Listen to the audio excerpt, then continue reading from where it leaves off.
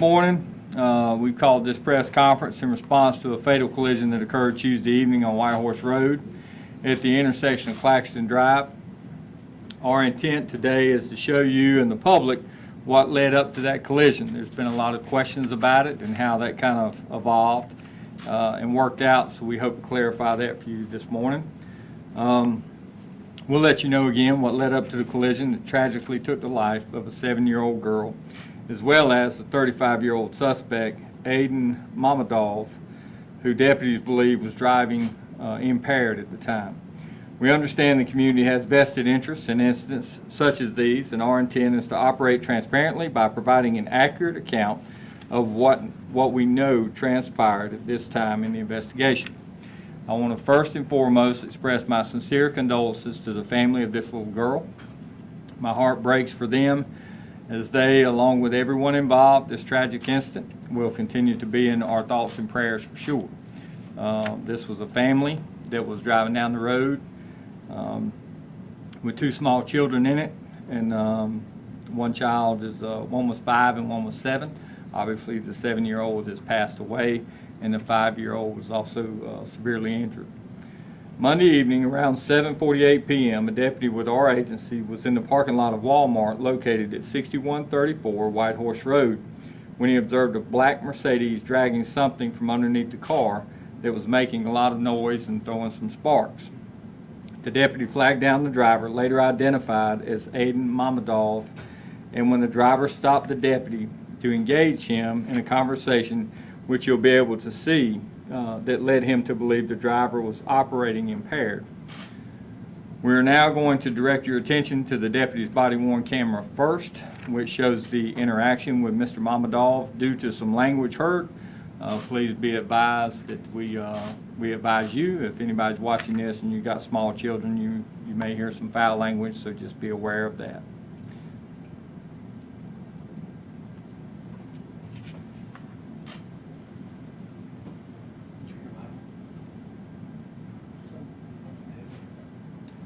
This is the suspect vehicle and the deputy's body camera. He's walking up to the vehicle. The audio will come on in just a second.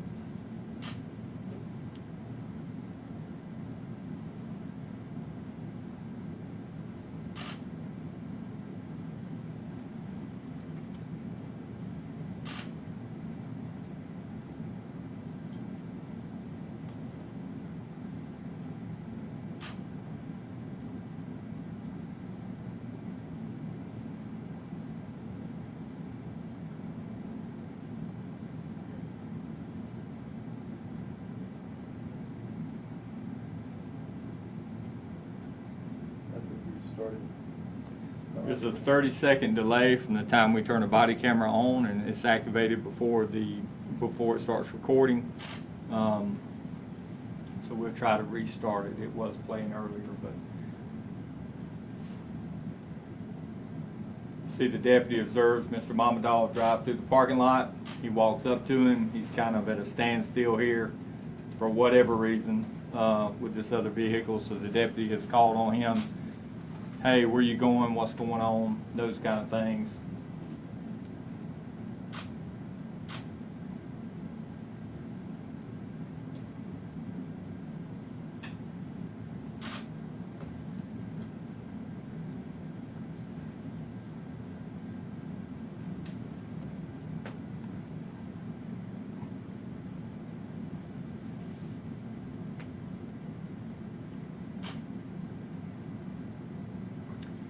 Mr. Mamadov now takes off. Again, he's heading toward White Horse Road. The deputy's on foot. He returns back to his vehicle. It takes a little less than a minute for him to walk back to his vehicle, which is parked on the side of Walmart. Can't really see it from here, but he's on the radio. He has advised dispatch that the vehicle has taken off on him and gave a description to other deputies that may be in the area. He'll go back to his car, and then you'll see him. He'll say he is trying to pursue that vehicle or overtake the vehicle, but obviously he waited till the vehicle left the parking lot so he could see which direction he went to advise other units. So this is our deputy who'll get in his car. We do have some audio. Whatever we release to y'all, I'm sure it'll be on there, but In just a minute, you'll see his in-car camera.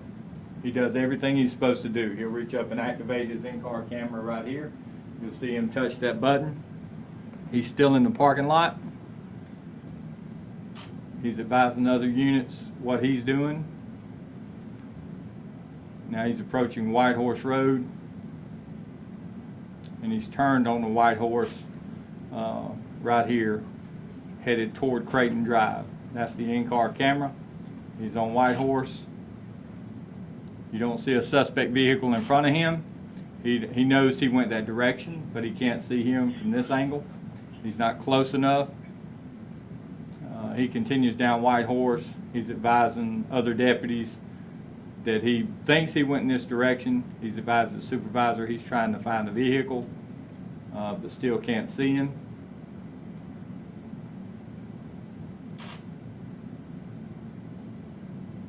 And the collision has already occurred, and the deputy will call that in.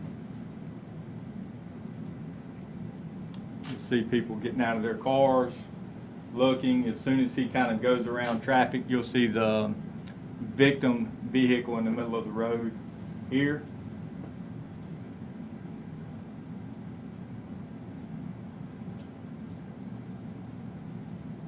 The deputy jumps out and begins to render aid. And we stopped that because these children are in the back of the car. The deputy tries to administer first aid and CPR to the 7-year-old.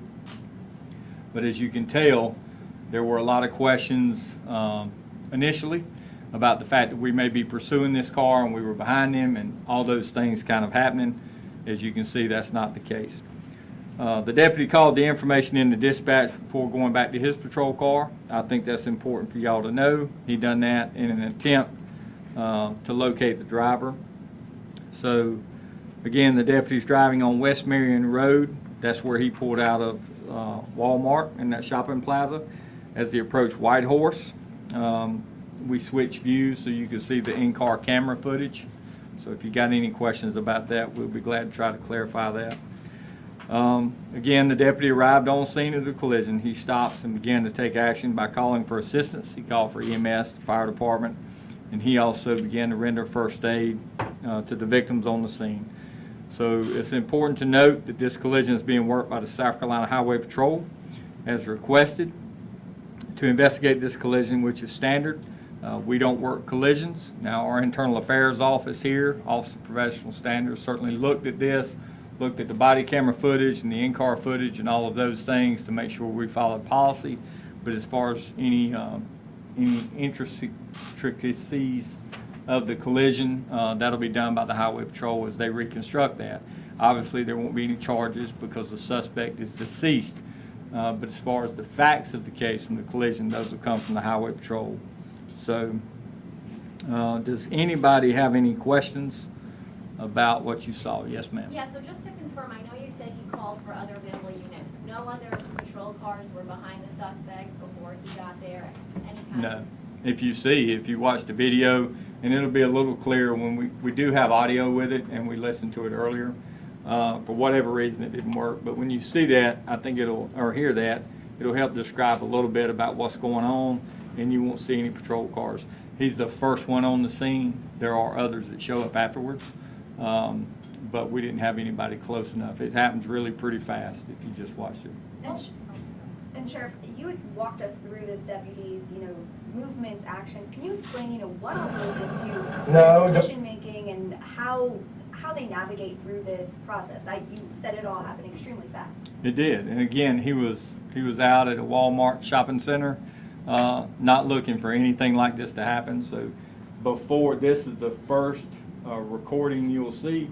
But before this, he observed this driver in the parking lot and looked like he was kind of driving erratically. And this vehicle, everybody stopped. So this vehicle was making a turn in the shopping plaza, and this was kind of on the wrong side of that. So they're kind of in a standoff, like nobody knows who's going to go first. So obviously the deputy shouting at him, telling him, hey, hang on, hold on just a second, let me talk to you, because he's not in his vehicle where he could have initiated a stop at some point. But so he walks up to him. He knows something's going on, so he goes up to him to investigate it. He begins to talk to him. He said he knew that his speech was slurred. He kind of had that 1,000-yard stare. His eyes were glassed over. he knew something was wrong, and the chances of him being impaired were probably pretty good. So he was going to get him out of the car, and you can't really hear that yet. We got the sound. We'll be glad to play it for you again in just a minute. But he tells him, hey, put the car in park, turn it off, and step out. He can get him out and prevent any of this stuff from happening had this guy complied, but he doesn't. As soon as he realizes this deputy's going to get him out of the car, he accelerates through the parking lot, and you can hear it, you can see it. It'll be a lot more clear. Would y'all like to watch it now? You got the sound working? Yes, I do. We'll go back through it.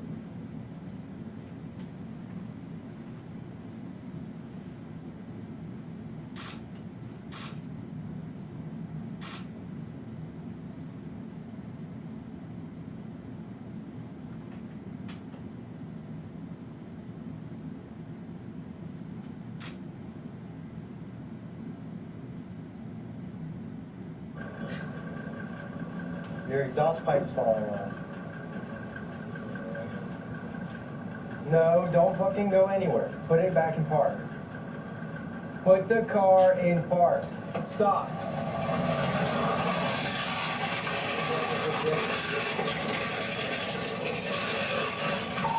I have a subject that stole one from me in a Mercedes sedan with the muffler falling off, 6134 White Horse Road. No.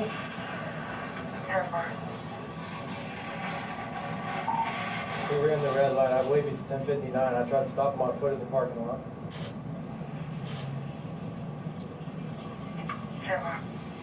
So the suspect ran the red light, leaving the parking lot, turning right on White Horse, so he's going to go back to his car, and this is when he'll try to catch up to him. Negative, he's dragging his muffler. I'm going to try and overtake.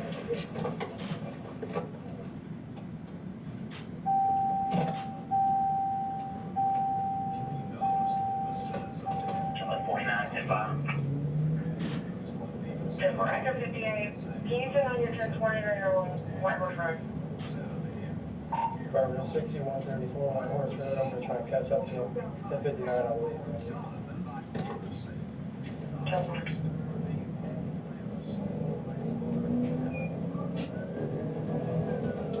Echo 58, try 3.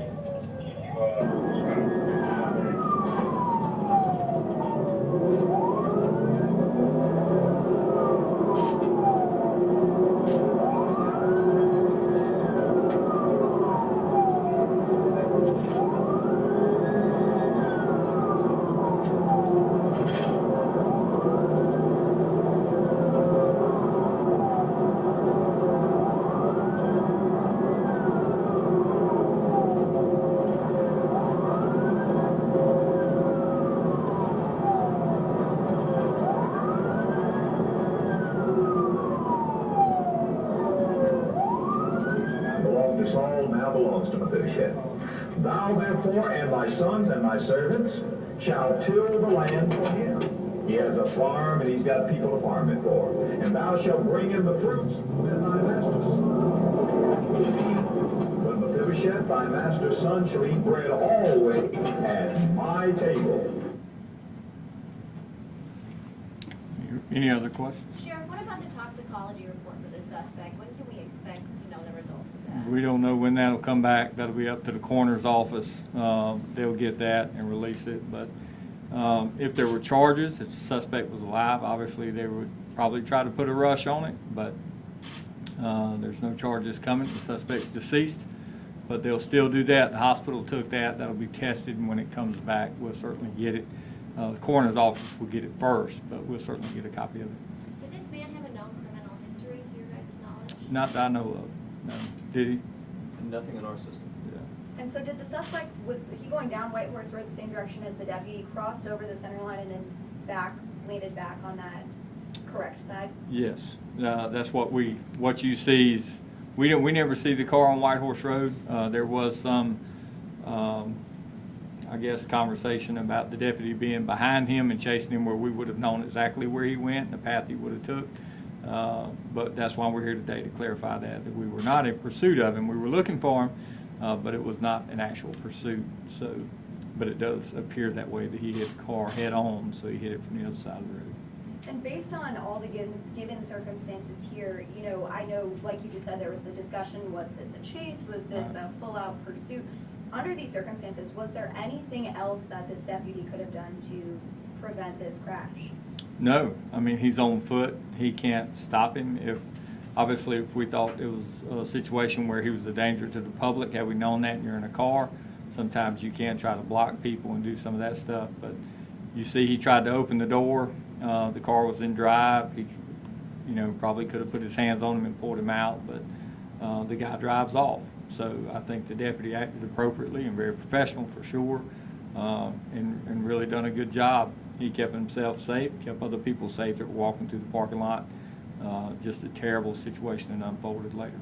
Sheriff, do you have an update on the condition of the victim still in the hospital? I don't, not this morning. I know they were injured, for sure. The whole, the driver, obviously one kid passed away, and the 5-year-old was still in the hospital, but I hadn't heard anything this morning. Do you know their relationship? We're hearing that the driver was possibly a grandmother. I thought it was parent-child, but I may be misspeaking. That's what I heard first, but does anybody? It's a grandparent. Grandmother? Parent is a grandmother with her grandchild, and they had a sleepover dream. Gotcha. There you go. We don't believe they were restrained, but that'll be up to the Highway Patrol to investigate that. So, Did you guys find anything in the vehicle that would indicate he might have had some sort of impairment? You know, you said you couldn't do a toxicology, but was there anything? as far as drugs or alcohol, Yeah, that's why he was running. So, we didn't go through that. That's up to the Highway Patrol because that is a traffic collision. So we just secured the scene and render aid. At that point, it comes to them to work that, and I know they're working very diligently on that. But I don't know what they found. Any other questions? I think, again, one more question. Can you just speak to, you know, what goes through the heads of your deputies or yourself when you have to make these split-second decisions? Well, I think the most important thing for people to understand is you don't know what's going to happen. You just got an excellent example of a deputy walking across the parking lot. He sees something, and he feels like there's a safety issue of some kind or something going on, so he just approaches the car and tries to talk to the guy, find out what might be going on. The guy's on his phone, stopped in the middle of a drive lane in the parking lot. So the deputy tries to investigate that. Then he probably thinks that, you know, it looks like this guy's going to be impaired. Hey, go ahead and step out of the car and let's continue to investigate it. All of a sudden the guy takes off. Most people probably would have ran right back to their car and jumped in it and went tearing through the parking lot after him. However, he obviously felt like it was more important to watch, call other people, and at least know which direction he's going. It's a very large parking lot. It's a long way from where he was standing to White Horse Road. So you can see him standing there and he's on the radio saying, hey, he's going right on White Horse Road or he's heading this direction. And let other people try to intercept that because he knows he's at a disadvantage now because he's, you know, a minute away. I think it was 50 some odd seconds from the time he took off to the time he got to his car. So he goes out, gets on White Horse Road. He knows he turned right. He's obviously looking up Saluda Dam Road to see if he could have turned up there. Where did this guy go? Did he hit somebody? Did he run into a telephone pole or whatever? I mean, there's a lot of adrenaline pumping, a lot of things happening. Tunnel vision starts to take over. It's obvious this deputy, he stayed calm and kept himself together and continued to give information out for other units to try to intercept this guy. Then he runs up on the collision. When he gets to the collision again, he gets out, he starts to render aid. You can see both children in the car. Very, very traumatic thing to watch for sure, but he continues to do his job until EMS gets there and some fire department got there and took over for him, and then he becomes again working on the crime scene part of it with the Highway Patrol. A lot of moving parts. Sheriff, does this speak to the training these deputies get? Do you look at this video and go, this is exactly what any deputy is supposed to do in this situation through the completion of the event? Sure. I mean, you always, we know we do a good job of training folks. We certainly put a lot of time into training people and a lot of money, for sure, a lot of resources. But you have to look at the individual too. You know, you can give somebody all the things they need, but when it's crunch time and things happen, that's when you find out how people respond. And I think it speaks volumes to the credibility of the people we have here, that they're professional. He didn't know what was going to happen. He didn't know how this was going to end. But again, he remained calm. He did his job. I don't want to say it's routine because nothing is ever routine, But as far as the way he conducted himself was certainly the way he's trained to conduct himself, whether we're doing pursuit training at the range or high-stress shooting or defensive tactics or whatever. When all those small muscles begin to freeze up when something happens and you kind of go into lockdown mode, that's what takes over, what you've been trained to do, what you really know. And you start using those large muscles, and that's what happened here. So. Sheriff, do you know what the weird audio was at the end? It sounded like a sermon almost, It is not a sermon, but it's I don't know if he was listening to I don't want to say a CD, that just tells you how old I am, but something on his phone plugged into the car or whatever, but I think it's Andy Rooney. Is it? Sounds like an audio book or something. Yeah, it's he's either talking about America back in the day, but you can look it up. It's pretty popular. I think it's Andy Rooney talking about it. He's kind of narrating that of what America is. So it may be a podcast or something. But I don't know much about podcasts.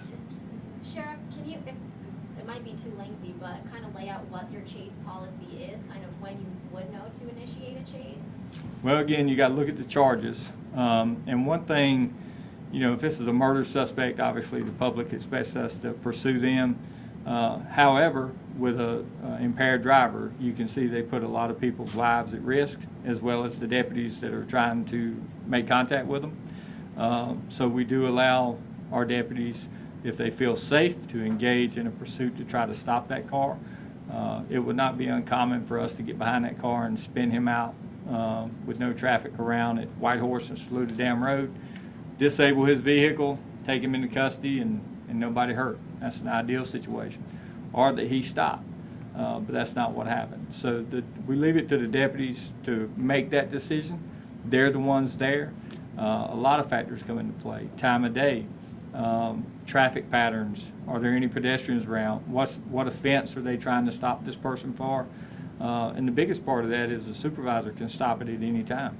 A sergeant that may be hearing it working and know that deputy may be new, or may hear his voice really go into kind of a high-pitch state, and know that, hey, he may be getting a little tense here. Let's just go ahead and call it off. Give a description out to everybody if they see it. So there's a lot of factors involved in a pursuit. We'll be glad to give you all a copy of our general order that covers that. But as far as the real time on the street feel, it's really up to each individual deputy to know, how do I feel? You know, are you too overzealous? You know, are you going to do something to get somebody hurt? Are you getting too close to the vehicle? There's a ton of factors involved. Just a quick point of clarification. I know upon the trooper's initial notice that night, they believed that the two children in the car were not restrained. When we got the coroner's report yesterday, they said that the 3 victims were restrained. Should we go with the coroner report?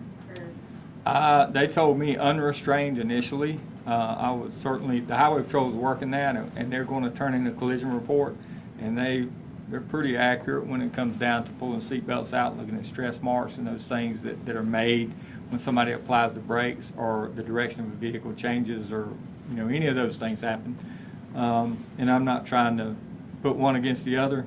I think you have to look at both of them, and y'all can make that determination. But I think they'll probably get together and clarify that. There was certainly a lot going on at the time. So. Sheriff, this is the second deadly collision, or drunk driving collision, involving the death of a child in the last week. Can you kind of speak on this issue a little bit? Yeah, I mean, drunk driving kills people all over the nation, not counting property damage. I mean, look at your insurance premiums, and all those things go up because of these things. I don't think there's anything more serious right now than gun violence and driving under influence. Look at traffic collisions kill more people just in general without alcohol. When you add alcohol and drugs into it, I mean, it only magnifies it. They're trying to legalize marijuana all across the country. And when we talk about an impaired driver, we just talk about alcohol.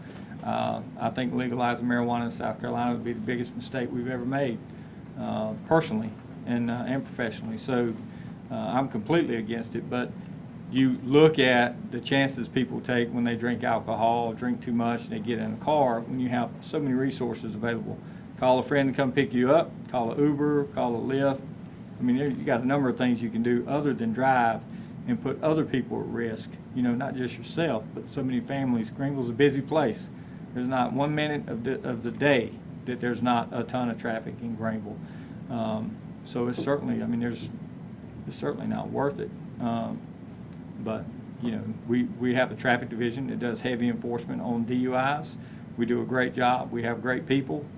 But again, there's a lot more of them out here driving impaired than we can stop. So you try to do your best to get the public and let them know, and young people especially, you know, this is not a good decision. This is life-changing.